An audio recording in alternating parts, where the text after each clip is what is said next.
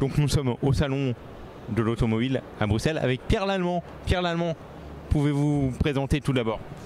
Pierre Lallemand, oui, j'ai été le responsable du salon de l'auto de Bruxelles pendant 8 ans. Félicitations. Merci beaucoup. Et puis le Covid est passé par là et je me suis réorienté, dont un des projets dont je m'occupe aujourd'hui et qui s'appelle Bond in Motion. Alors c'est quoi ce projet? Bond in Motion, ce sont les véhicules de James Bond qui viennent en direct d'Angleterre, qui viennent de Londres.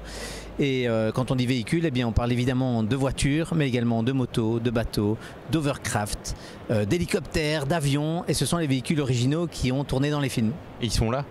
Et ils sont là physiquement, on peut les voir, on ne peut pas les toucher. Mais par contre, on peut comprendre ce qu'ils font là, puisqu'il y a l'extrait de film qui replace chaque fois la pièce dans son contexte cinématographique et qui nous permet à un moment de se dire « Ah ben oui, c'était une vraie voiture, ah non c'était une maquette », puisqu'il y a non seulement les pièces originales en grandeur nature, mais il y a également toutes les maquettes. Alors, lesquelles sont là, précisément? Eh bien, il y a des Aston DB5, il y a la BMW Z4. Il nous fait rêver, hein. Il y a les anciennes Rolls qui étaient là aussi, qui sont plutôt à classer dans les old-timers. Et puis il y a tous les véhicules que Q et son laboratoire ont créés. Et donc on a un véhicule sur coussin d'air, on a un espèce de super glider dans le film No Time to Die qui à un moment vole et puis plonge dans la mer et qui amène Daniel Craig sur une île où se passe d'ailleurs la dernière scène. Hein.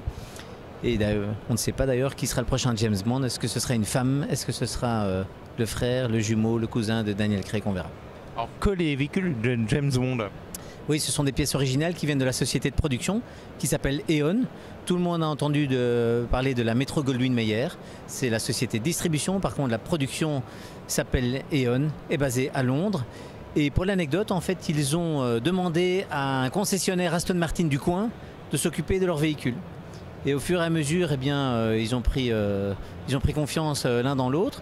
Et il est devenu en fait le préparateur, le tuner officiel de toutes les voitures de James Bond. Et c'est lui maintenant qui stocke tous les véhicules. Et donc on est allé chez lui, c'est situé dans le Norfolk à 2 heures de Londres. Et on est arrivé dans une caverne d'Alibaba où il y avait plus de 300 Aston Martin, plus toutes ces fameuses pièces.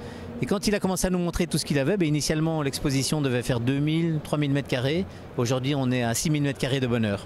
Alors comment vous est venue la genèse de cette exposition? Alors c'est mon associé qui s'appelle Stéphane Pizan, qui est le CEO de l'agence événementielle Carbone, qui a eu cette idée pendant le Covid et qui a vu ça sur Internet, qui s'ennuyait, qui était à la maison, passionné de James Bond, qui s'est dit tiens, je vois qu'il y a une chouette exposition à Londres, à Covent Garden, où il y avait principalement des voitures et des motos. Et puis il s'est dit on ne peut pas voyager, donc le plus simple c'est qu'une fois qu'on sera déconfiné, je vais amener cette expo à Bruxelles. Puis il m'a contacté, on se connaît de longue date. Puis il m'a dit, moi je ne sais pas faire ça, je ne sais pas faire le physique, la logistique, l'organisation. Est-ce que ça t'intéresse? Et puis on s'est associés, on a lancé... Et Banco? Et Banco, pour le moment, effectivement, on est ouvert depuis 1 mois. Le premier jour d'ouverture, c'était le 007 décembre, avec une soirée de gala, 25 tables pour les 25 films. Et puis aujourd'hui, 1 mois plus tard, on est à plus de 35 000 visiteurs et les tickets sont déjà commandés pour la suite. Et effectivement, l'idée, c'est de pouvoir proposer aux visiteurs du Salon de l'Auto, après avoir regardé de manière raisonnable et raisonnée les voitures hybrides et électriques, encore un petit peu de venir rêver auprès de l'ambassadeur de la multimodalité. James Bond, il conduit des avions, des hélicoptères, des voitures et il prend même les transports en commun puisque la rame de métro de Skyfall, la rame de métro de la cascade de Skyfall, elle est également présente dans l'exposition.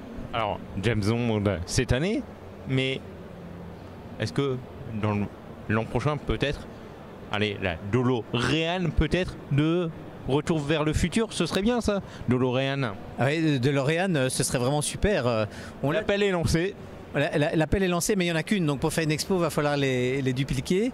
Et puis sinon, mes collègues de la FEBIAC, Christophe Dubon entre autres, est un passionné de la DeLorean. Je pense qu'il en a une en miniature et il est en train d'en reconstruire une en frigolite, il paraît. C'est dans sa cabane de jardin et c'est très très fermé, c'est très intimiste, mais il semblerait que... C'est vrai. Je peux vous donner son numéro de GSM si vous le souhaitez. Il est passionné et je dis ça à la boutade parce que Christophe et moi-même, on a déjà fait venir 2 années de suite la DeLorean de Back to the Future. Génial. Bon, alors il y a la DeLorean, d'accord, de Retour vers le futur, mais j'aimerais bien voir ici en Belgique, à Bruxelles, peut-être l'an prochain ou l'année d'après, je ne sais pas, le camion de l'agence Tourisque de Barracuda, etc., etc.